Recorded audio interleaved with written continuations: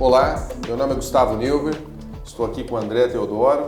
Tudo bem, gente? Nós somos sócios do Neuber Teodoro Advogados e estamos aqui hoje para trazer alguns assuntos que com certeza é do seu interesse, que tratam desde a recuperação de créditos tributários pagos indevidamente, como também da correção do seu FGTS. André, sobre o FGTS, que é sua competência aqui no escritório, o que você tem a dizer para o pessoal em relação a isso? Tem alguma coisa hoje a ser feita para poder trazer algum benefício ao nosso cliente? Tem. Na verdade, esse é um tema que envolve, não somente os aposentados, que são a maioria dos meus clientes, mas também todo mundo que já trabalhou com carteira assinada, desde 1999 até os dias atuais. O trabalhador que teve carteira assinada nesse período de 99, de janeiro de 99 até o presente momento, ele tem, vamos dizer assim, uma revisão a ser feita no seu saldo do FGTS. Tá? Isso porque, desde fevereiro de 91, o índice de correção monetária do FGTS ele é feito através da taxa referencial, a taxa TR. Que todo mundo sabe que historicamente fica bem abaixo. A capacidade de corrigir a inflação, né? Exatamente. E repor a inflação. Só que essa incapacidade de repor o dinheiro minimamente, pelo menos para ficar equiparado com a inflação, ele teve vamos dizer assim, ele acentuou de forma negativa em janeiro. Uma defasagem grande a partir de janeiro. Isso, a partir de janeiro de 99.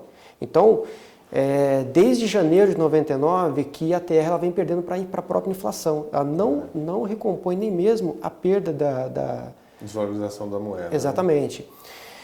Então o que acontece? Então existe uma ação tramitando nos juizados especiais federais, na Justiça Federal como um todo e principalmente no Supremo Tribunal Federal, que é quem está com a bola da vez agora. Junto ao Supremo Tribunal Federal, na verdade, existem duas ações, junto ao Supremo Tribunal Federal, que vai decidir de uma forma definitiva sobre esse tema. O que acontece, Gustavo? Só para que os telespectadores entendam, Há muito tempo atrás, muito se discutiu sobre a efetividade da taxa TR para recompor os valores que estão depositados no FGTS. Veja, o trabalhador não é ele que escolhe a Caixa Econômica. Existe uma lei que concentrou, desde 92, concentrou todos os recursos do FGTS para a Caixa Econômica Federal. Não é ele que escolhe como esse dinheiro vai ser investido. Então, quer dizer, ele é como se sentasse no ônibus e esperasse o motorista levar até o destino. Ele não pode interagir. Mudar, o destino, ele não pode dizer o que ele quer fazer com o dinheiro, que teoricamente ali é dele. É dele. E ele não pode palpitar em absolutamente nada, E o governo ele acabou escolhendo a pior, vamos dizer assim, o pior índice de correção monetária possível, que seria possível, que é, no caso, a TR. Então,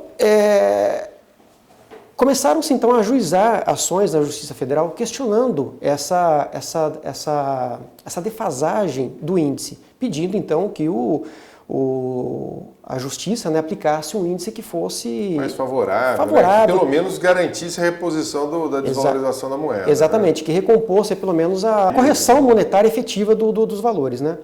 Pois bem, nesse meio tempo, o Supremo Tribunal Federal ele julgou como inconstitucional a ATR para recompor os valores do precatório. Os precatórios federais também eram pelo ITR. Exatamente, pela ATR. Então o que aconteceu? O Supremo passou a ser Selic, dali para frente. Passou a ser Selic. Passou a ser Selic.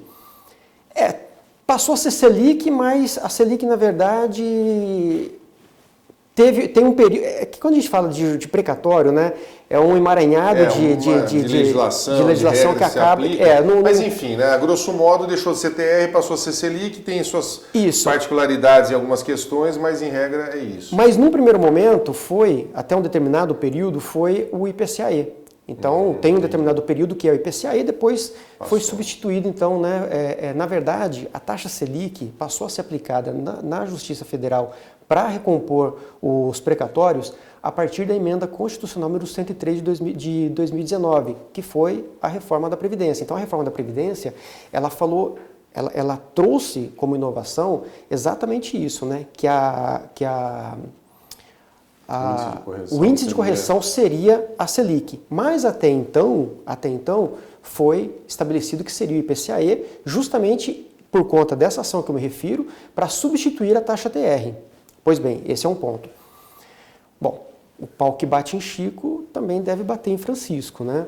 Com isso, os advogados trabalhistas, eles começaram então a pedir a inconstitucionalidade da TR também para corrigir os débitos trabalhistas, porque os débitos trabalhistas, eles também tinham como índice de correção monetária a taxa TR.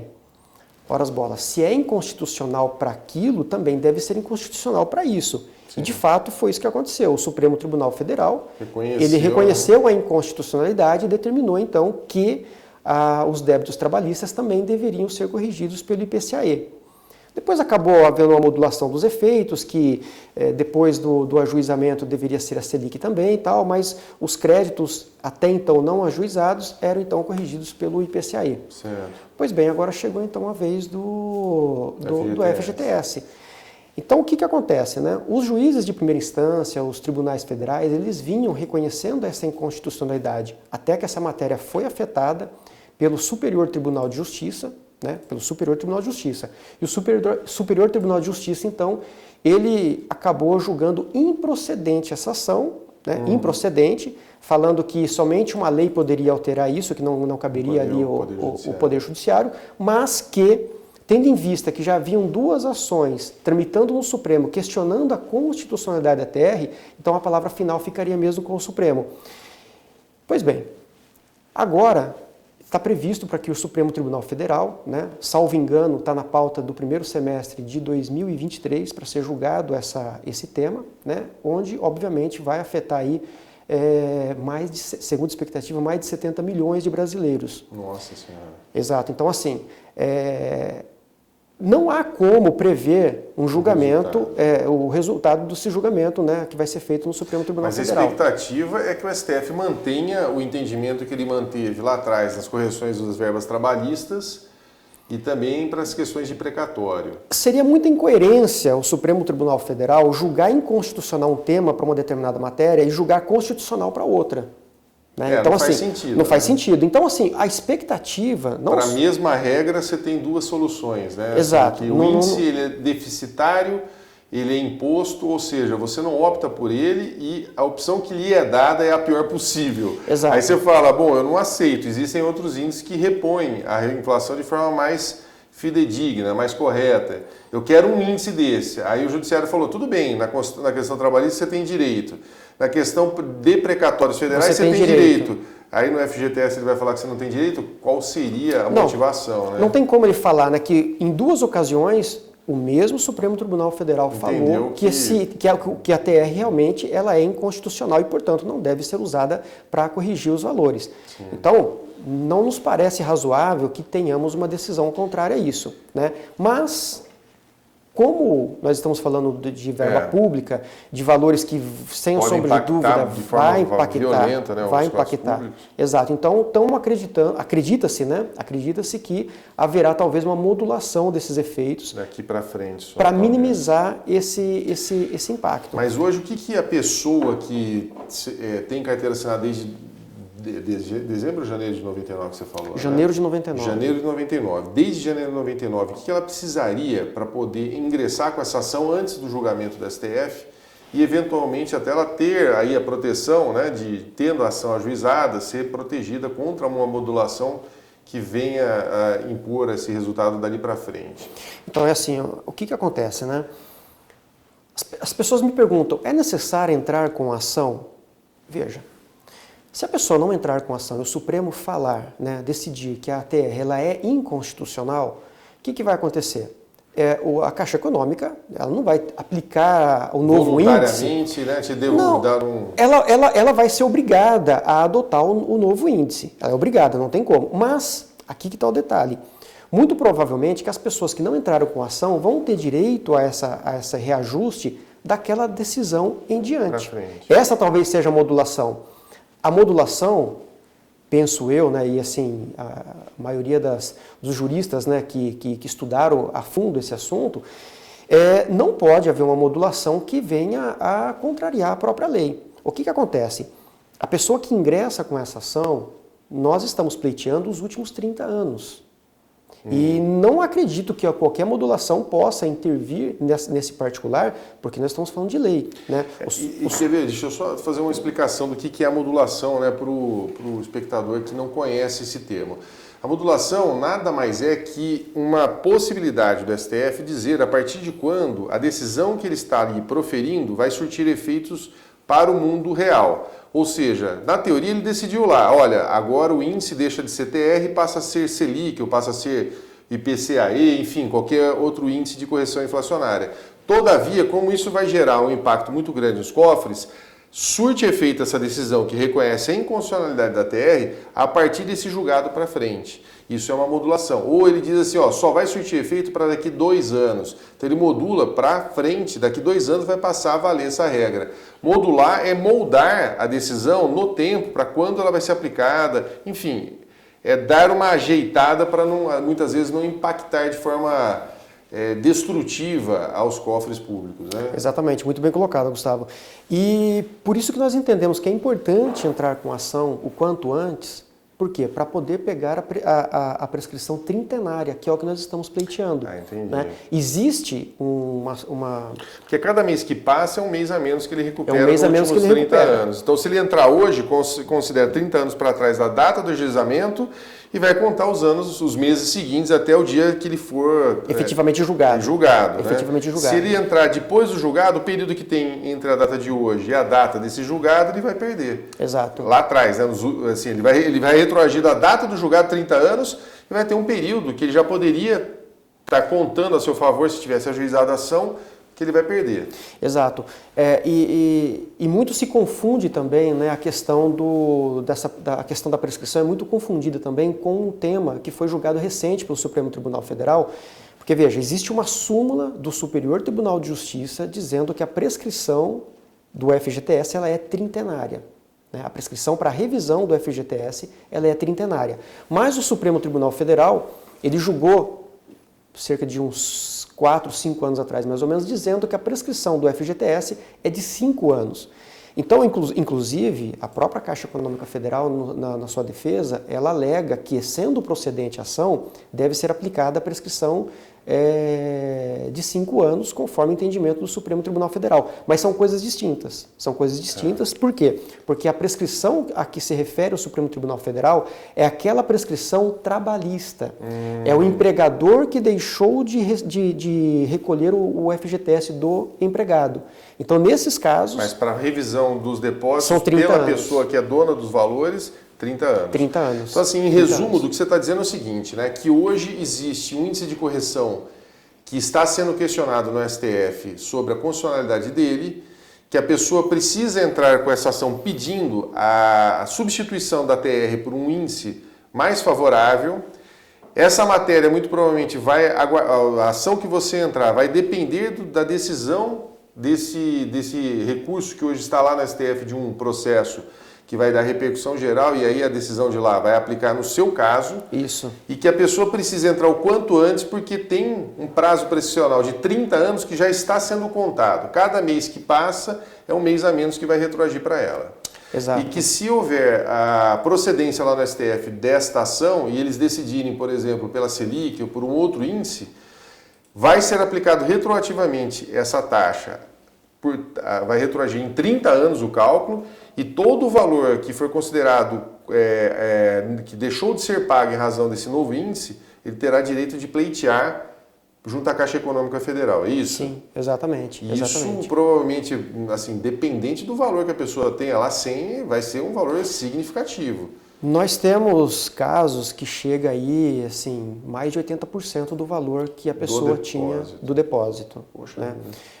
Bom, você me perguntou o que a pessoa precisa fazer, né? Bom, o que ela precisa trazer para o advogado dela providenciar esse pedido? Ela precisa de um documento base que se chama extrato analítico do FGTS. Esse documento, a pessoa consegue diretamente no site da Caixa Econômica ou pelo aplicativo da Caixa Econômica Federal, né? Meu FGTS é o nome do aplicativo. Então a pessoa faz um cadastro lá no aplicativo, né? Meu FGTS, e ali ela consegue então um extrato analítico desde 99, que é a data que nos importa, né? Desde 99 até o presente momento.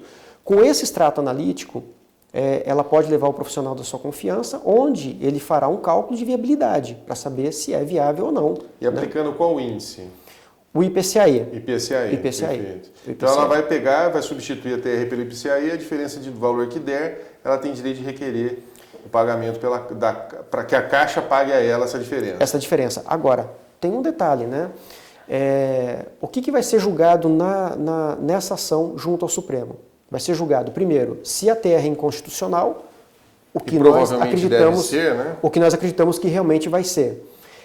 Vai ser julgado a questão da prescrição, que existe já um entendimento, não existe uma súmula. Que é sobre esses 5 anos ou 30, exato, mas que deve prevalecer os 30 por se tratar de um assunto em que o titular do direito está requerendo e não o empregador que deixou de recolher estaria sendo demandado. Né? Exatamente, mas não me surpreenderia se o Supremo inovasse e falasse que seria assim. Ele nunca surpreende, porque você já não pode esperar mais nada. Né? Então sempre é uma decisão que você deve aguardar para depois dizer o que pode sair de lá de dentro. Né? Exato. Então, são esses os pontos que vão estar sendo discutidos. Né? E também, pode ser também que talvez o Supremo Tribunal Federal entenda que o IPCAE não é o índice apropriado. Mais adequado, e ele possa, então, eventualmente aplicar o NPC ou algum outro que ele entenda que seria mais adequado. Né?